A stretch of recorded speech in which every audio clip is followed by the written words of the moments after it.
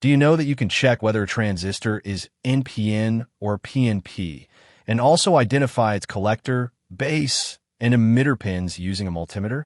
So, let's see how to test a transistor using a multimeter. First, set the multimeter to the diode test mode. This is a BC547 transistor, which is one of the most commonly used NPN transistors. When I put the black probe on pin 1 and the red probe on pin 2, the meter shows a value of 0.648. Next, I put the red probe on pin 2 and the black probe on pin 3. The meter shows a value of 0.655. According to the way the multimeter probes are placed on the transistor pins, this transistor is an NPN transistor. This transistor is a 2N2222 NPN transistor. Now let's see how to identify its collector, base, and emitter pins. When I put the red probe on pin 2 and the black probe on pin 3, the meter shows a value of 0.634.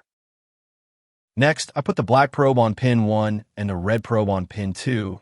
The meter shows a value of 0.638.